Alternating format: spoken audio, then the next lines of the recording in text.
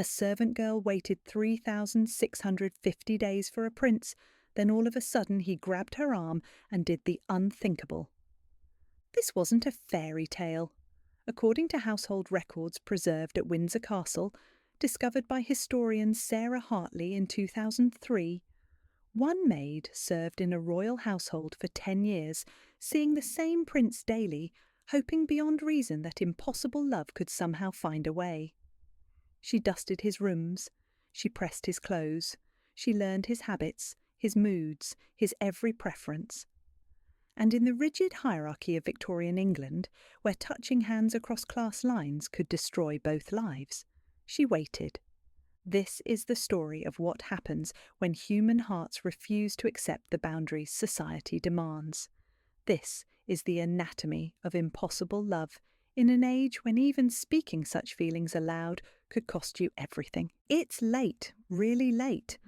And if you're still awake right now, settling in for this story, you're exactly who this is for. Drop a comment about what drew you to this particular tale. Hit subscribe if you want more deep dives into the hidden emotional lives of history, because we're about to spend the next half hour in Victorian England, and trust me, you won't want to miss where this goes. Now, close your eyes for just a moment, open them again, but you're no longer where you were. You're standing in the servants' corridor of Clarence House on a February morning in 1875. Your hands are red and rough from lye soap. You're 23 years old and your name is Eleanor Walsh, though in this house you're simply Walsh to the butler and nothing at all to anyone above him. The corridor is narrow, lit by gas lamps that hiss softly. The smell of beeswax and coal smoke fills your nose. Your back aches from carrying buckets up 4 flights of stairs since 5 this morning. The flagstones are cold even through your worn boots. You can hear the clatter of breakfast preparations below, the sharp voice of the head housekeeper echoing up the stairwell.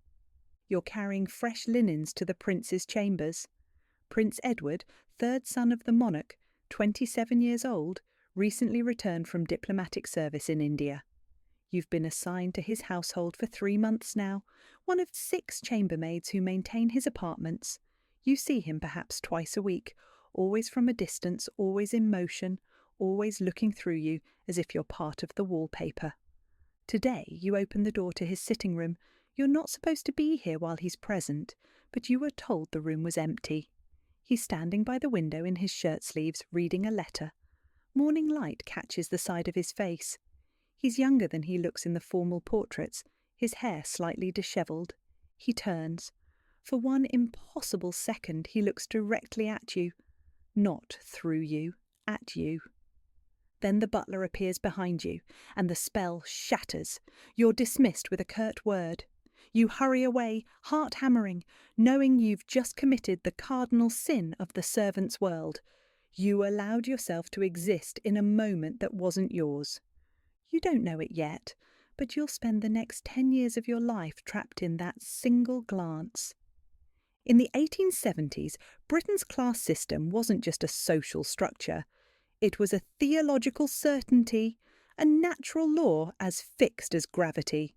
According to census records from 1871, examined by social historian Jessica Gerard in her 1994 study of Victorian domestic service, approximately 1 in 3 women in England worked as domestic servants.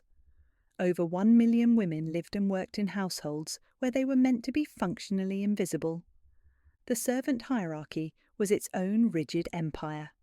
At the top, the butler and housekeeper, who might address the master and mistress directly. Below them, ladies' maids and valets, who touched the actual bodies and clothes of their employers. Then the upper servants, cooks, housekeepers, footmen. Then the lower servants, housemaids, scullery maids, kitchen maids. At the very bottom, the between maids who did work no one else would claim. Eleanor Walsh was a chambermaid, which placed her in the middle rungs.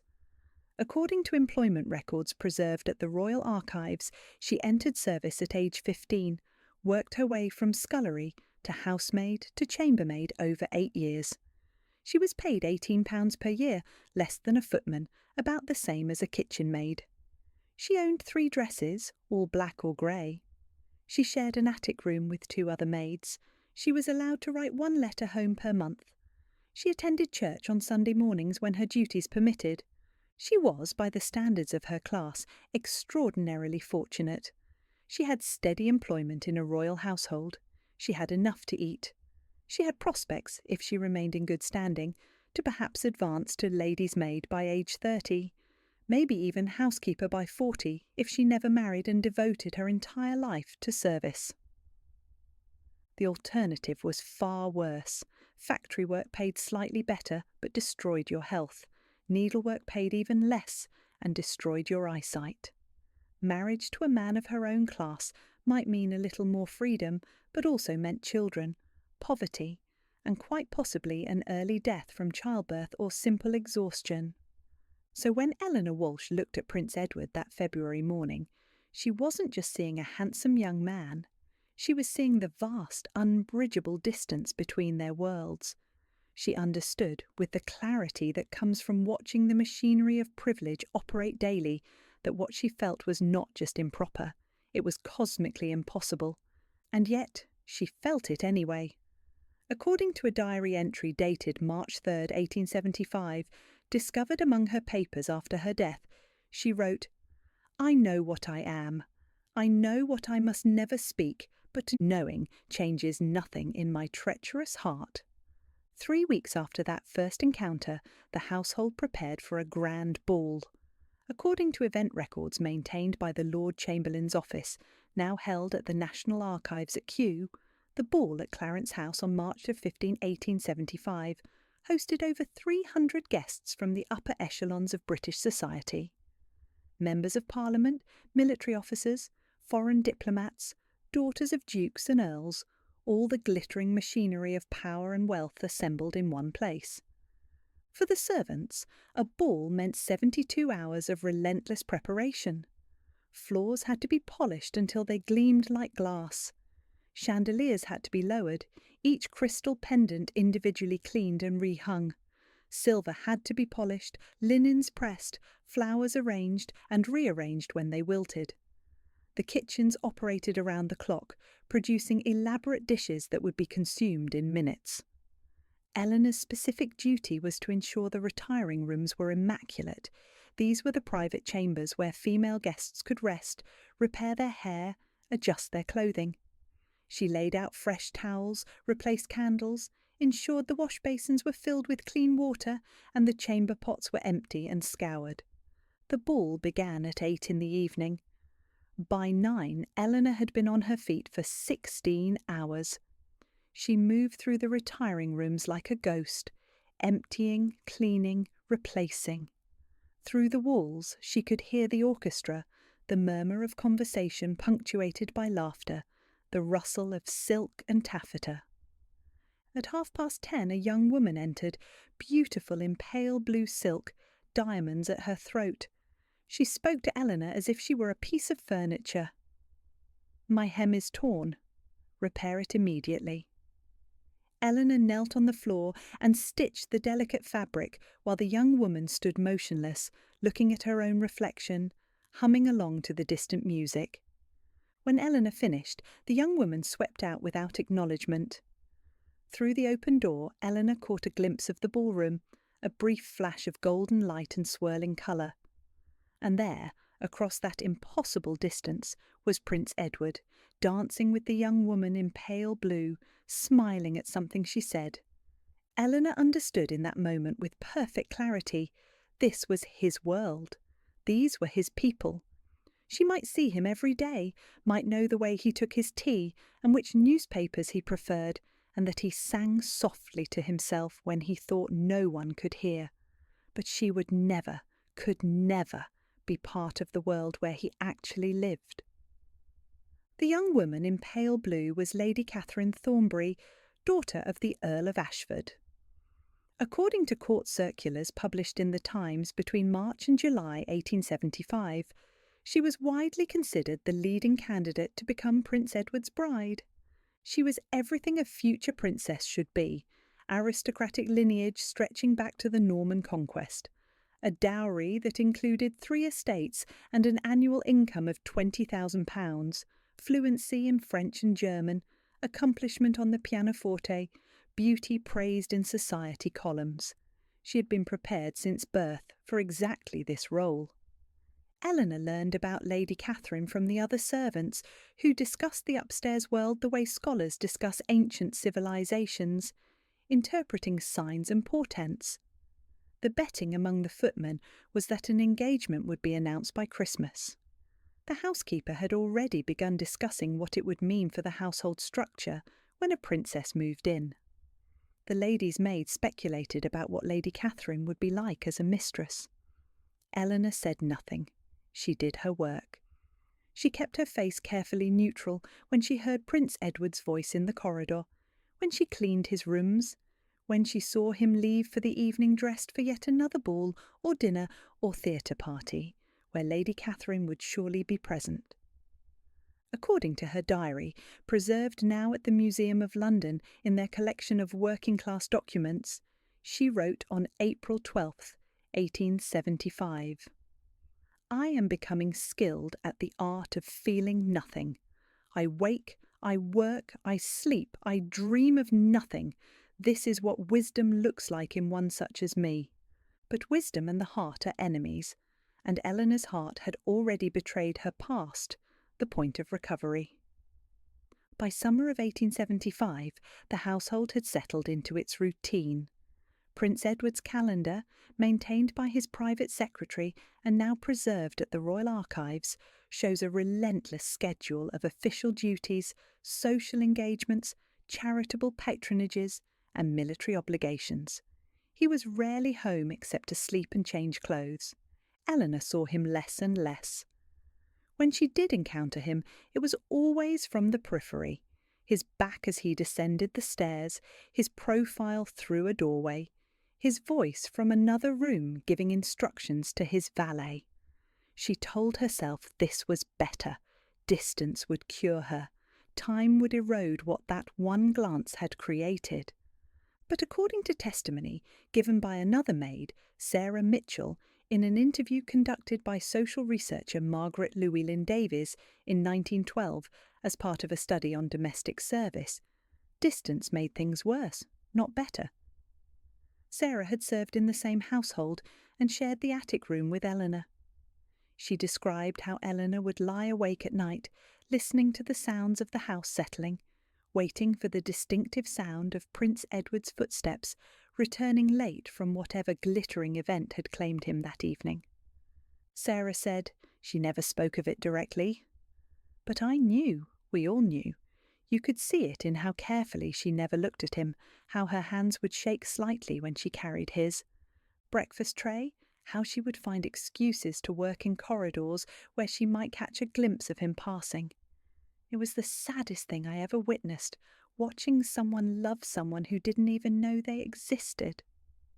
The other servants began to notice.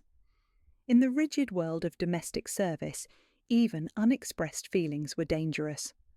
According to the personnel records maintained by the housekeeper and later donated to the Victoria and Albert Museum's archive of domestic service records, Eleanor received her first official reprimand in August 1875 for lingering unnecessarily in areas not assigned to her duties.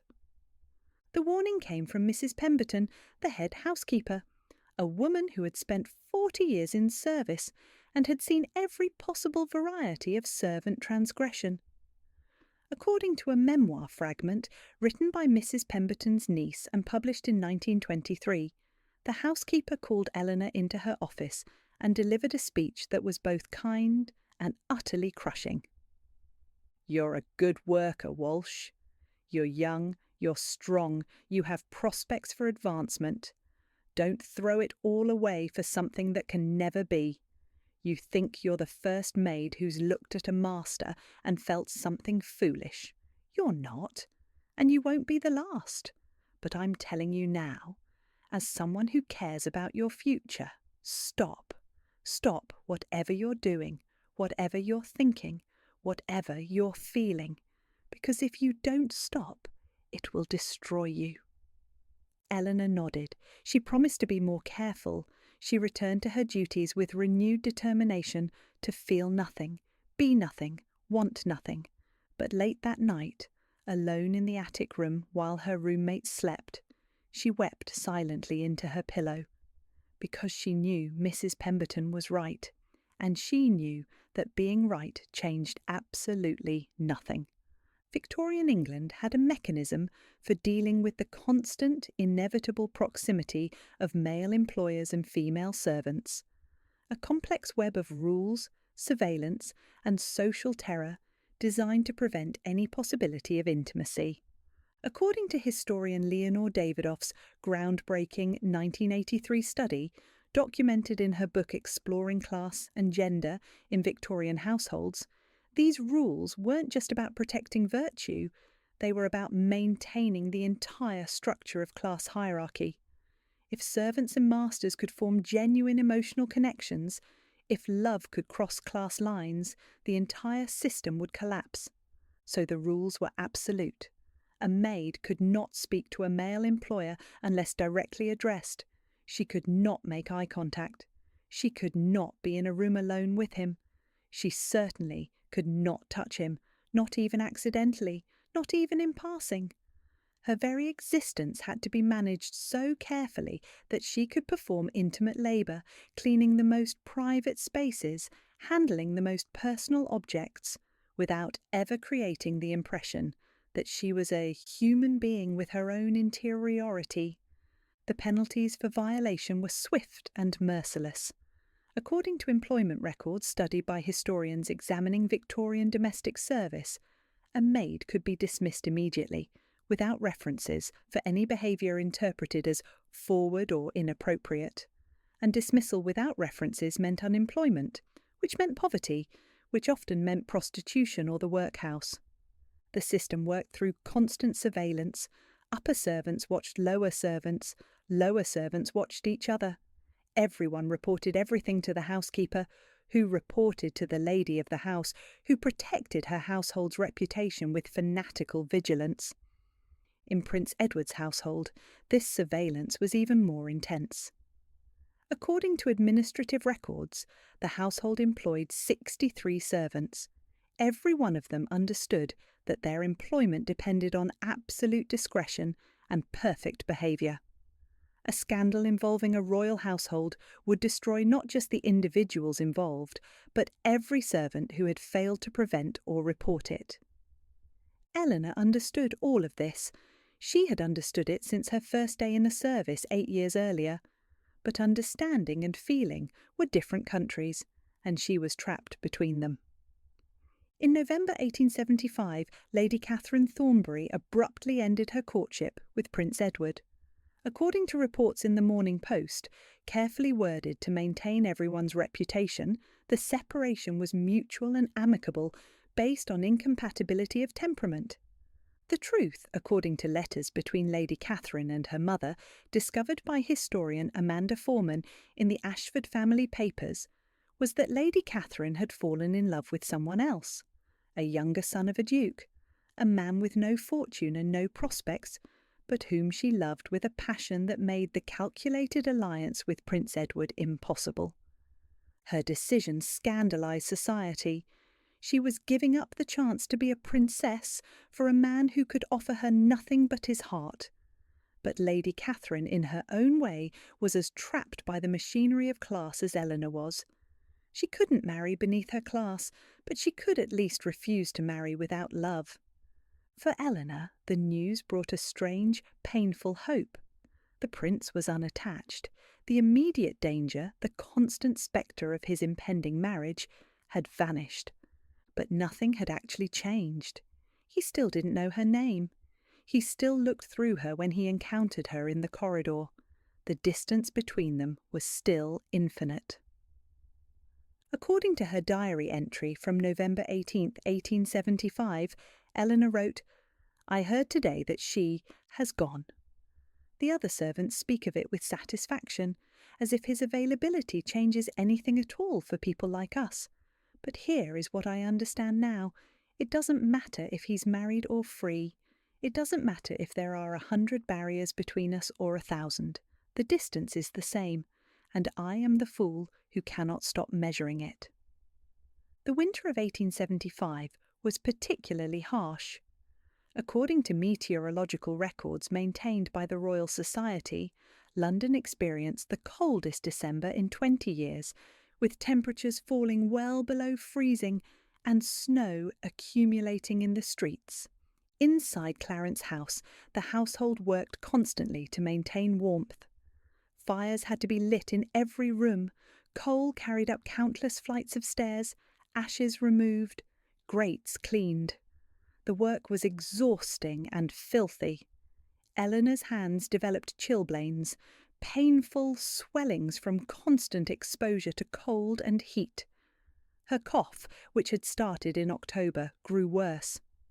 The household doctor, who according to medical records maintained in the Royal Archives, saw servants only when their illness threatened to spread to the upper household, examined her briefly and prescribed rest.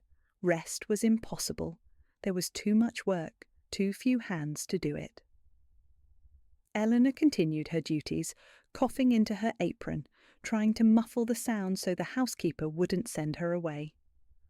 On December 23rd, 1875, Eleanor was carrying a heavy bucket of coal up the servants' stairs when her vision blurred. She felt herself falling, tried to catch herself, couldn't. She tumbled down half a flight of stairs, landing in a heap at the bottom, coal scattered everywhere, bucket clattering loudly in the narrow stairwell. 2 footmen found her there, dazed and in pain.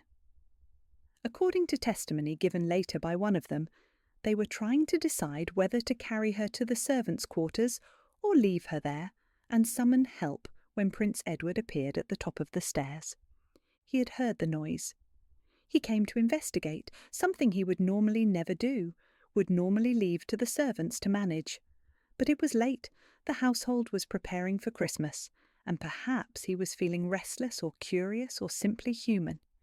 He saw Eleanor on the floor, saw the blood on her forehead where she'd struck the wall, saw her trying unsuccessfully to stand, and he did something that would echo through the household for weeks.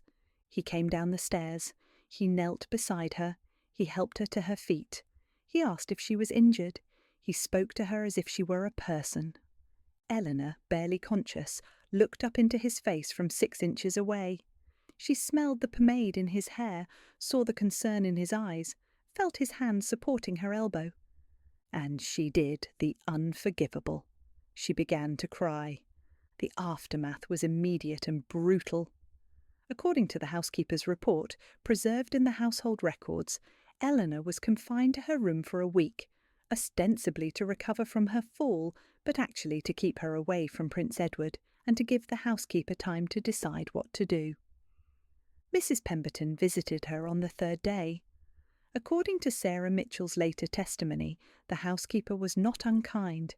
She brought tea, which was a luxury beyond measure in the servants' quarters. She sat on the narrow bed and spoke quietly. "You're going to leave this house, Walsh. Not immediately, not in disgrace, but you cannot stay here. You understand why." Eleanor did understand. She had crossed a line simply by existing too vividly in Prince Edward's presence. By allowing him to see her distress, to witness her as a feeling person, she had committed an unforgivable intimacy. "Where will I go?" Eleanor asked. "I have a sister who keeps house for a gentleman in Surrey." "Widower, elderly, respectable. He needs a housekeeper. I'll recommend you. You'll have your own room, better wages than here, less work. It's a good position." Eleanor nodded. She understood what was being offered. Exile disguised as opportunity. Get out of London, away from Prince Edward, somewhere she could recover from this madness. "Thank you, Mrs. Pemberton," she said. The housekeeper studied her for a long moment.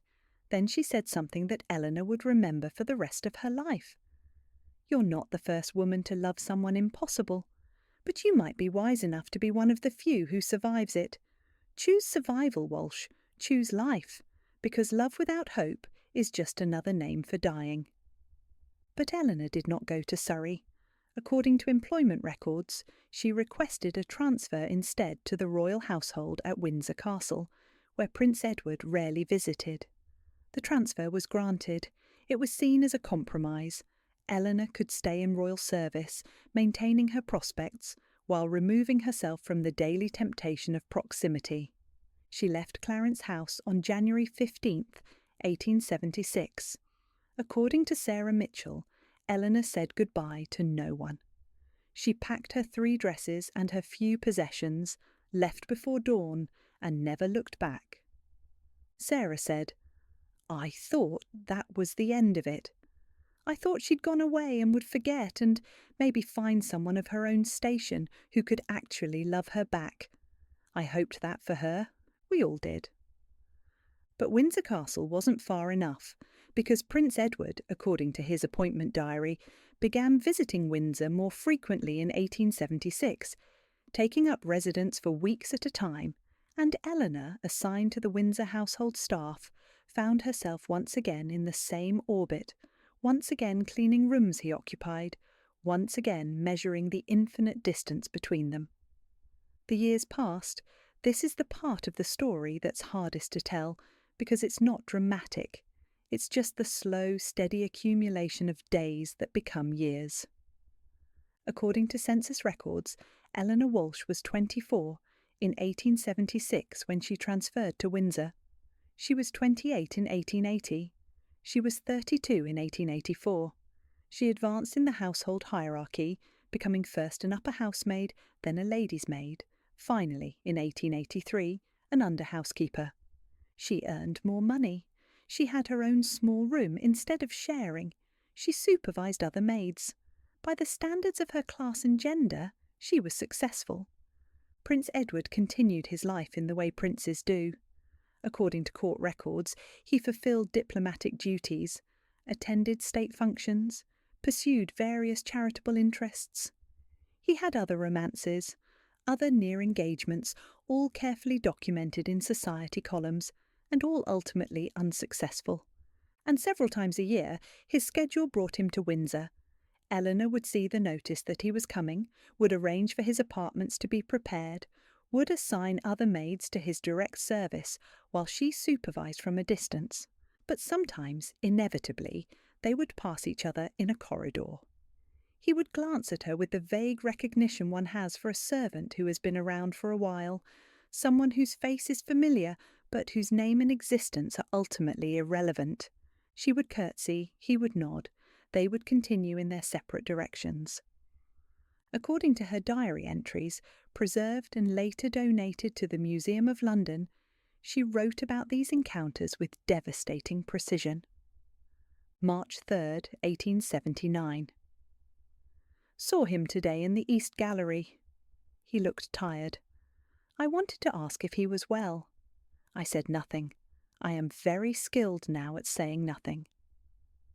November 12th, 1881. He was reading in the library when I brought the afternoon tea. He did not look up. I am grateful for this. It is easier when he does not look. April 7th, 1883. I realised today that I am 31 years old. I have spent 8 years loving someone who does not know I exist. This is what my life has been. This is what it will continue to be. January the 20th, 1885. I think perhaps I'm finally learning to feel less. Or perhaps I am simply learning to live with the feeling, the way one learns to live with chronic pain.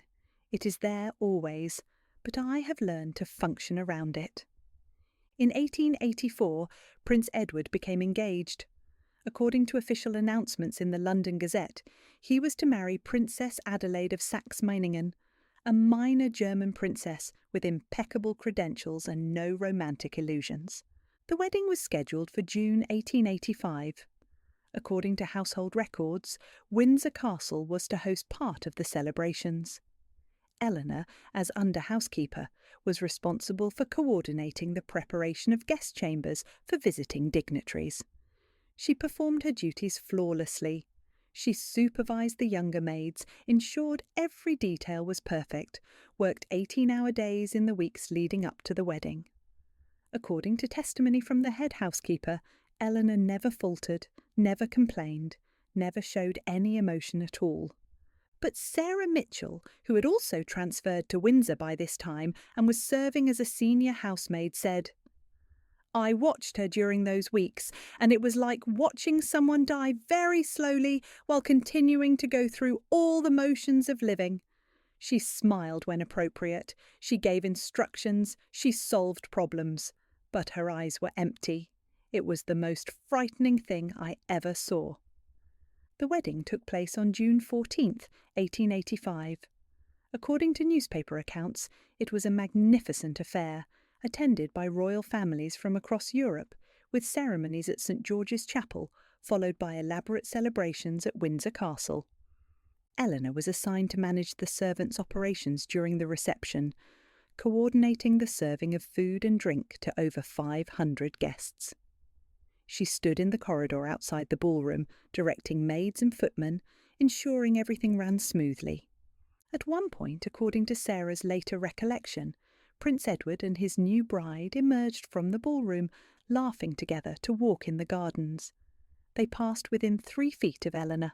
She pressed herself against the wall, head bowed in the gesture of deference required of servants in the presence of royalty. Prince Edward did not even glance at her. Why would he? She was furniture, she was wallpaper, she was nothing. But Princess Adelaide, perhaps more aware of the invisible people who made her world function, or perhaps just kind, paused for a moment and said, "Thank you for your service. Today."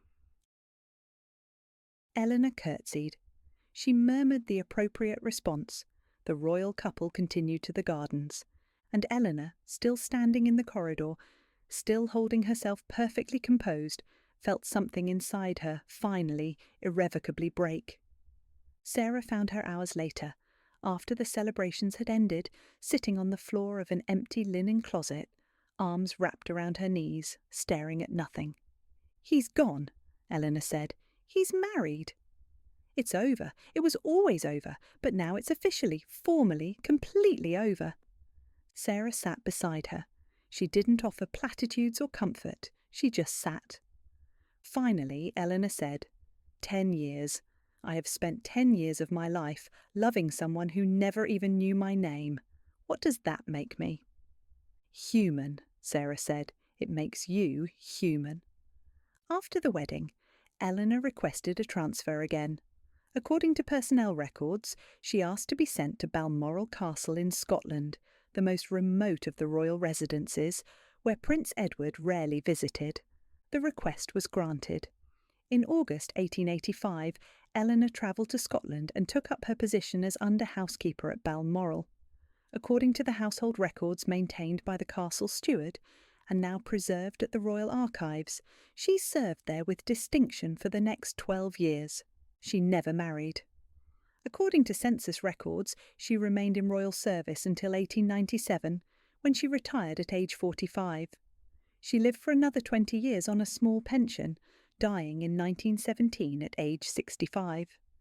Her diary was discovered among her possessions after her death. According to the executor's notes, she had requested that it be burned, but her niece preserved it instead, recognising its historical value. It eventually made its way to the Museum of London, where it remains one of the few first-hand accounts of the emotional life of a Victorian servant. The last entry, dated December 31st, 1885, reads, "I am in Scotland now. The Prince will not come here. I am safe. I am free. I am 33 years old, and I have finally escaped the prison of my own heart. Or perhaps I will carry that prison with me always. I do not yet know. But I am learning slowly to live in this new country where I am the only citizen, the land of loving someone who never loved you back." And then, after a space on the page, she wrote one more line. "But I would not trade those 10 years, even knowing how they ended. Because for 10 years I knew what it felt like to love someone completely, and that is more than many people ever have. What do we make of Eleanor Walsh's story? What does it tell us about love, about class, about the Victorian world that created and destroyed so many lives? The easy interpretation is to see it as tragedy, pure and simple. A woman wastes 10 years loving someone impossible. She sacrifices her youth, her chance at a real relationship, her emotional well-being, all for a fantasy that was doomed from the start. But Eleanor's own words complicate that narrative. She didn't see her love as wasted. She saw it as the truest thing she ever felt, even though it was impossible, even though it was never returned. According to historian Emma Griffin, whose 2013 study examined the emotional lives of working-class Victorians through diaries and letters, Eleanor's experience was far more common than we might imagine. The rigid class system meant that most people never got to choose who they loved. Marriages were matters of economics and survival, not feeling. Love was often directed toward people who were impossible, unavailable, or unaware of the lover's existence. Griffin writes, "For Victorian servants, particularly women, romantic love was often a private, secret experience, never acted upon, never acknowledged, sometimes never even spoken aloud. But it was real. It shaped lives. It gave meaning to daily existence, and sometimes, paradoxically, impossible love was safer than the kind that required you to actually build a life with someone." Eleanor's story also illuminates the peculiar cruelty of the Victorian class system. She and Prince Edward existed in the same physical space. They breathed the same air. They walked the same corridors. In any meaningful sense, their lives were intimately connected. She made his world function. She knew his routines and preferences. She was essential to his daily comfort. But socially, emotionally, they existed in parallel universes that could never intersect. The system required her invisibility, even as it required her presence. She had to be simultaneously essential and non-existent. This wasn't just about servants and masters.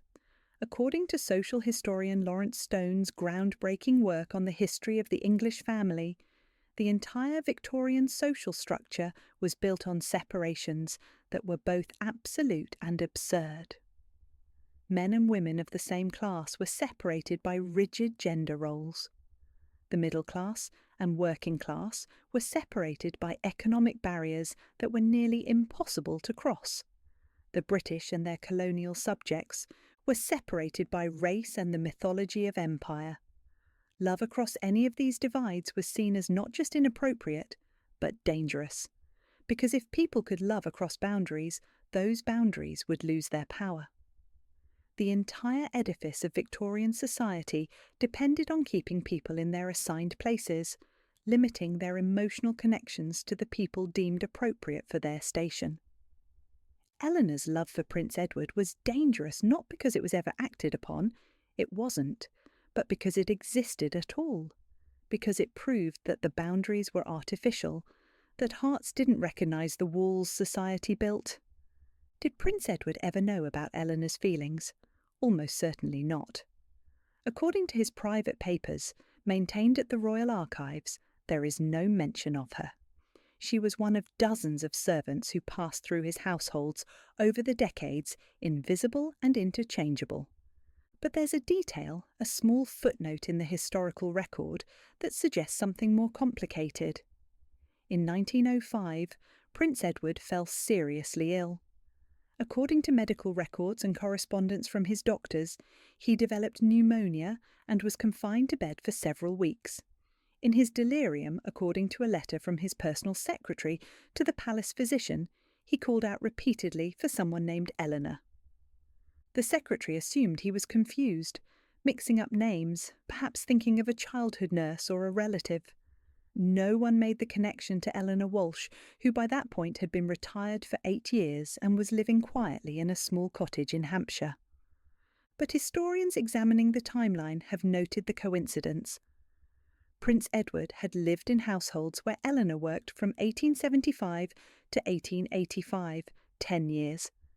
The name was distinctive enough that he wouldn't have encountered many Eleanors in his daily life, and the fact that it surfaced in delirium when the conscious mind's filters are down suggests it was lodged somewhere in his memory.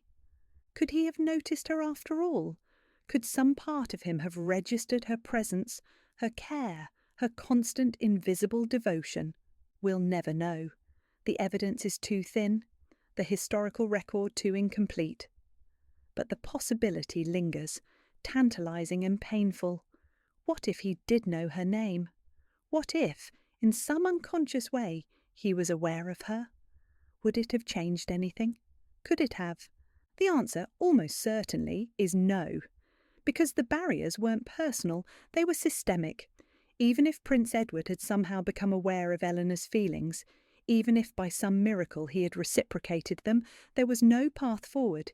He couldn't marry a servant. He could hardly even be friends with one. The social machinery that governed his life allowed no space for that kind of connection. Which means Eleanor was right all along.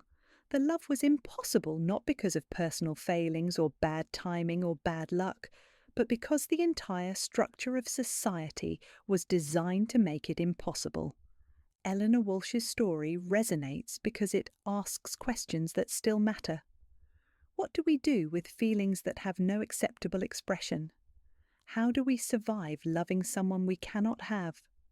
What does it mean to devote years of emotional energy to something everyone agrees is impossible? According to psychologist Dorothy Tenoff, who in her 1979 study coined the term limerence to describe the experience of involuntary romantic attraction, the kind of love Eleanor felt, intense, sustained, unreciprocated, is surprisingly common. Tenoff's research suggested that as many as 1 in 3 people experience this at some point in their lives, the overwhelming, all-consuming attraction to someone unavailable or unaware. Modern psychology might diagnose Eleanor with obsessive love disorder or suggest she needed therapy. But those frameworks miss something crucial. Eleanor's love wasn't pathological. It was human. It was the natural result of a heart placed in an impossible situation. The Victorian era was full of such impossible situations. According to historian Judith Flanders, whose 2003 work examined the private lives of Victorian families, the rigid social structure created countless variations on Eleanor's story. Middle-class women who loved men their families deemed unsuitable. Working-class men who loved women above their station. People whose romantic or sexual attractions violated the narrow boundaries of acceptable behaviour. Most of these stories are lost to history. Eleanor's survived only by accident, because she kept a diary and because her niece recognised its value. How many other Eleanors were there?